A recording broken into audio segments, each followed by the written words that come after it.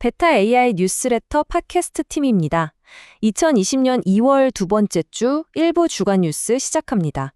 이번 주 AI 업계는 말이죠. 정말 중요한 기로에 서 있는 것 같아요. 한쪽에서는 AI가 세상을 완전히 바꿀 거라는 어마어마한 약속과 기대감이 넘쳐나는데 또 다른 한쪽을 보면 생각보다 훨씬 복잡하고 솔직히 좀 지저분한 현실이 있거든요. 오늘 이 거창한 약속과 현실 사이의 간극을 한번 제대로 파헤쳐 보겠습니다.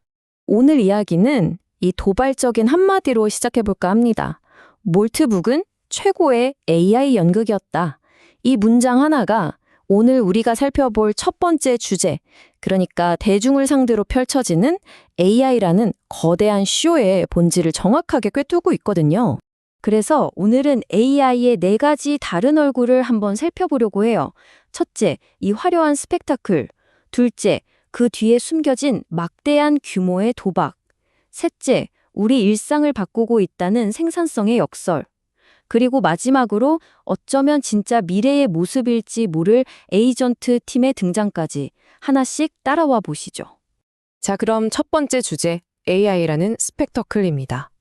우리가 지금 보고 있는 AI의 모습이 대체 어떻게 만들어진 건지, 그 화려한 무대 뒤에서는 과연 어떤 일들이 벌어지고 있는지 한번 들여다보겠습니다.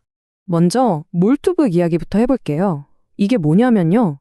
한때 인터넷에서 정말 가장 핫했던 소셜 네트워크인데 오직 AI 봇들만 활동하는 공간으로 설계됐어요. 오픈소스 모델인 오픈클레를 기반으로 AI들이 서로 글 올리고 댓글 달고 막 소통하는 사회라니 처음엔 정말 흥미로운 발상이었죠. 그런데 말이죠. 기대와 현실은 정말 달랐습니다.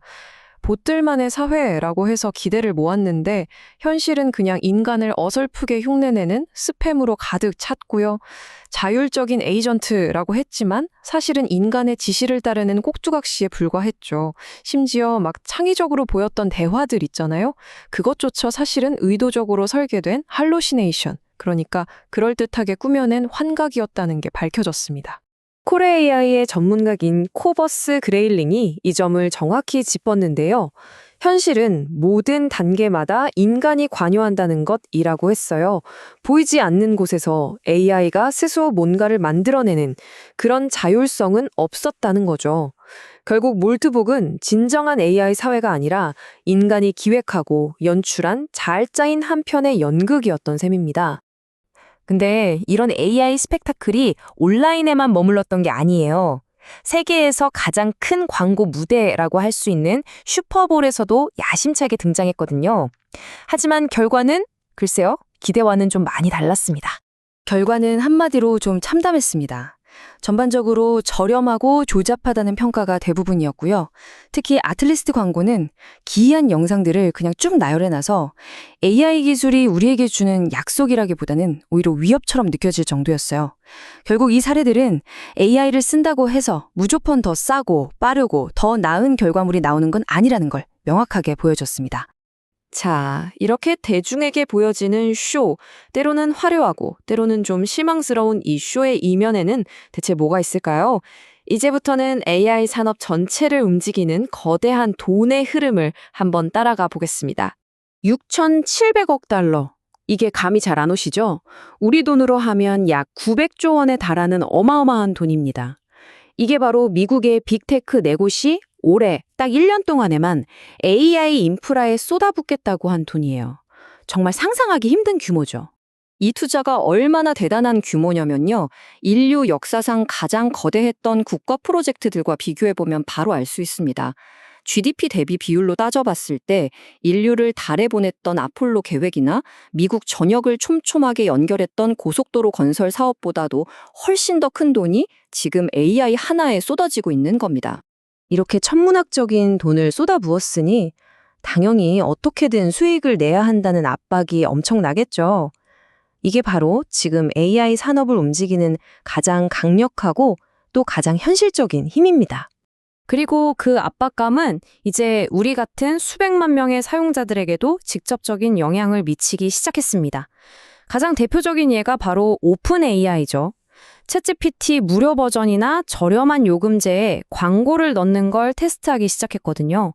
수익 창출을 위한 현실적인 고민이 드디어 수면 위로 올라온 겁니다. 자, 그럼 이제 거대한 기업 이야기에서 우리 개인의 일상으로 초점을 한번 옮겨볼까요? 과연 AI는 우리 일을 정말 덜어주고 있을까요? 아니면 뭔가 다른 일이 벌어지고 있는 걸까요? 최근 한 연구에서 어떤 엔지니어가 이런 말을 했더라고요. AI 덕분에 일을 덜 할 줄 알았는데 현실은 똑같이 일하거나 오히려 더 많이 일한다. 이거 정말 많은 분들이 공감하실 것 같은데요. 이게 바로 생산성의 역설입니다. 효율은 높아졌는데 우리는 왜 더 바빠졌을까요? 연구를 보니까 AI가 우리를 더 바쁘게 만드는 방식이 크게 3가지로 정리되더라고요. 첫째, 과업이 확장됩니다. 예전엔 디자이너한테 부탁해야 했던 간단한 이미지를 이제 내가 AI로 직접 만들게 되는 거죠. 둘째, 일과 삶의 경계가 흐려져요. 퇴근하고 나서도 AI한테 내일 회의 자료 좀 요약해놔 하고 시키게 되니까요. 마지막으로 멀티태스킹이 늘어납니다. AI가 있으니 이것도 저것도 동시에 할 수 있을 것 같다는 착각에 빠지기 쉬워지는 거죠. 결국 이게 뭐냐면 계속해서 더 빨리 더 많이 하라고 스스로를 채찍질하는 악순환에 빠지는 거예요. 단기적으로는 생산성이 높아지는 것처럼 보일 수 있겠지만 장기적으로는 번아웃, 인지적인 피로로 이어지고 결국엔 업무의 질까지 떨어뜨리는 결과를 낳을 수 있다는 겁니다. 자, 지금까지는 좀 혼란스럽고 어두운 현실을 많이 살펴봤는데요. 하지만 이 모든 혼돈 너머에서 정말로 강력하고 유망한 미래의 가능성이 조용히 개발되고 있습니다. 이제 그 이야기를 좀 해보죠. 이처럼 현실이 좀 복잡하고 시끄럽긴 해도 그 밑에 깔린 핵심 기술 자체는 정말 눈부신 속도로 발전하고 있거든요. 그리고 그 발전이 우리를 어떤 미래로 이끌고 있는지 그 단서를 지금부터 살펴보겠습니다. 바로 에이전트 팀이라는 개념입니다. 이게 뭐냐면 마치 인간 전문가들이 팀을 이뤄서 일하는 것처럼 여러 AI 에이전트가 하나의 큰 목표를 위해서 각자 역할을 나눠 맡고 동시에 협업해서 일을 처리하는 방식이에요. 엔트로픽이 바로 이 개념을 현실로 만들고 있습니다. 엔트로픽의 최신 모델인 오퍼스 4.6을 보면요. 이 에이전트 팀 기능뿐만 아니라 정말 실질적인 발전들이 눈에 띄어요. 한 번에 책 몇 권 분량의 정보를 기억할 수 있는 100만 토큰 컨텍스트 창이라든지 파워포인트 안에서 직접 클로드와 함께 프레젠테이션을 만들 수 있는 기능 같은 것들이요. 이제 더 이상 개발자만의 도구가 아니라 모든 지식 노동자를 위한 도구로 진화하고 있는 거죠. 이런 발전들이 가리키는 미래는 꽤 명확합니다. 이제 AI는 우리가 단순히 명령을 내리는 개인용 도구를 넘어서 여러 AI가 팀을 이루어 우리와 함께 복잡한 문제를 해결하는 진짜 협업 파트너가 될 거라는 점입니다. 오늘 우리는 AI의 화려한 쇼부터 그 이면의 거대한 투자, 그리고 우리 삶에 미치는 영향과 다가올 미래의 모습까지 쭉 살펴봤습니다. 기술은 앞으로도 계속 발전하겠죠. 정말 중요한 것은 이 질문에 대한 답을 우리 스스로 찾아나가는 게 아닐까 싶습니다. AI가 점점 더 강력해짐에 따라 이 기술을 어떻게 사용할 것인지 그 방향을 결정하는 주체는 과연 누가 되어야 할까요? 그럼 2부로 돌아오겠습니다. 2부에서는 주간 AI 오픈소스 코드와 논문 소개가 이어집니다. AI newsletter, your favorite AI newsletter. 매주 수요일 오후 2시 애니메인 AI 소식을 전해드려요. AI newsletter, your favorite AI newsletter. 매주 수요일 오후 2시 애니메인 AI 소식을 전해드려요. 베타 AI 팟캐스트 2부로 돌아왔습니다. AI 기술이 어떻게 더 똑똑해지고 또 효율적으로 진화하고 있는지 이번 주에도 핵심만 쏙쏙 뽑아서 알기 쉽게 풀어드릴게요. 이번 주 AI 동향은 딱 2가지 키워드로 정리할 수 있을 것 같아요. 바로 효율, 그리고 자동화입니다. 대규모 언어 모델의 메모리를 아주 획기적으로 아껴주는 새로운 방법론부터 시작해서 연구자들의 오랜 숙제였던 논문 그림 그리기를 대신해줄 똑똑한 에이전트까지 정말 흥미로운 5가지 소식을 준비했으니까요. 지금부터 저랑 같이 하나씩 살펴보시죠. 자, 그럼 먼저 AI 연구의 가장 최전선이죠. 최신 논문 3편을 통해서 이 효율성이라는 키워드를 한번 따라가 보겠습니다. 첫 번째 주제는 바로 대규모 언어 모델의 기억력 문제입니다. 첫 번째로 소개해드릴 논문은 페이사입니다. 우리가 쓰는 챗 GPT 같은 LLM, 그러니까 대규모 언어 모델이 아주 긴 글을 읽고 처리할 때 종종 기억력의 한계에 부딪히곤 하거든요. 그 원인이 바로 KV 캐시라는 메모리 병목 현상 때문인데요. 이게 왜 그렇게 중요한 문제일까요? KV 캐시가 뭐냐면요. 쉽게 말해서 LMM의 단기 기억 장치 같은 거예요. 일할 때 옆에 잠깐 메모해두는 스크래치패드라고 생각하셔도 좋고요. 모델이 방금 전에 봤던 단어들을 여기에 잠시 저장해뒀다가 앞에서 이런 얘기했었지? 하면서 다음 단어를 예측하는 데 쓰는 거죠. 근데 문제는 글이 길어지면 이 메모장이 점점 꽉 차버린다는 겁니다. 파사는 이 문제를 아주 똑똑하게 해결합니다. 모든 걸 다 기억하려고 애쓰는 대신에 어떤 정보는 좀 잊어버려도 괜찮다 하고 영리하게 골라내는 거죠. 여기 보시는 것처럼 3단계를 거치는데요. 첫째, 정보의 핵심이 되는 부분을 찾아내고요.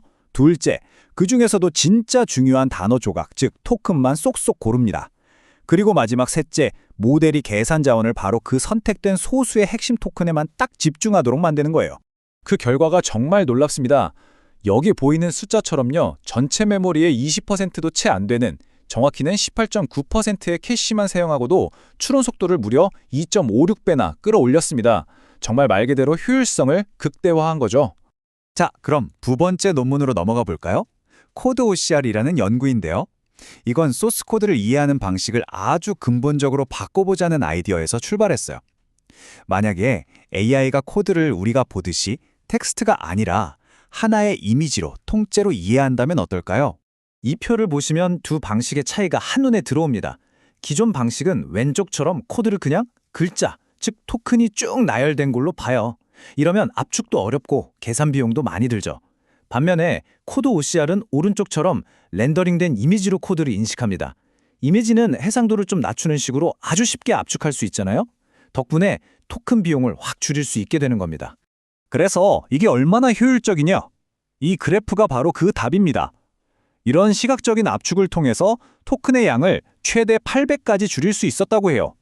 이건 곧바로 AI 모델을 돌리는데 드는 계산 비용 절감으로 이어지니까 아주 의미 있는 성과라고 할 수 있겠죠. 세 번째 논문은 데이터의 양이 아니라 질에 대한 이야기입니다. 특히 이미지랑 텍스트를 함께 이해하는 멀티모달 모델을 훈련시킬 때 우리가 가진 모든 데이터를 다 쓰는 게 과연 최선일까요? 이 연구는 아니라고 아주 명확하게 이야기합니다.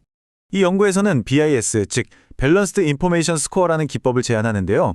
이 도넛 차트를 보시면 결과가 정말 재밌습니다. BIS를 이용해서 아주 까다롭게 고른 단 10%의 데이터만으로 모델을 훈련시켰더니 전체 데이터를 전부 다 썼을 때랑 똑같은 100%의 성능을 달성했다는 거예요. 결국 무작정 많이 주기보다 뭘 배우게 할지를 잘 골라주는 게 중요하다는 걸 보여주는 거죠. 지금까지 보신 것처럼 AI 연구는 점점 더 적은 자원으로 더 많은 것을 해내는 효율성을 향해서 나아가고 있습니다. 오늘 소개해드린 논문들에 대한 더 자세한 내용이 궁금하시면 이번 주 베타 AI 뉴스레터를 꼭 확인해주세요. 자, 그럼 이제부터는 이런 똑똑한 연구 결과들이 실제 개발 현장에서 어떻게 쓰일 수 있는지 자동화라는 키워드를 중심으로 흥미로운 오픈소스 코드 2가지를 소개해드리겠습니다. 네 번째 소식은 A 오케스트라입니다. 이름부터가 뭔가 멋있죠? 오케스트라의 지휘자처럼 아주 복잡하고 긴 작업을 해결하기 위해서 여러 AI 에이전트들을 지휘하는 그런 시스템이라고 생각하시면 쉬울 것 같아요. 기존 방식과 뭐가 다른지 이 표를 보시면 바로 감이 오실 거예요. 기존 방식이 그냥 정해진 멤버들로 구성된 팀이 모든 일을 처리하는 거라면요. A 오케스트라는 뭐랄까 그때그때 프로젝트에 딱 맞는 최고의 전문가들을 모아서 어벤져스 팀을 꾸리는 것과 같아요. 어떤 작업이 주어지면 그 일을 처리하는데 최적화된 전문가 에이전트를 즉석에서 만들어내고 일이 끝나면 깔끔하게 해산하는 거죠. 훨씬 유연하고 강력할 수밖에 없겠죠? 그리고 그 성능은 이렇게 숫자로 증명이 됩니다. GIA나 SWB 벤치 같은 아주 까다로운 벤치마크에서 기존의 가장 강력한 모델보다도 16.2%나 더 높은 성능을 보여줬습니다.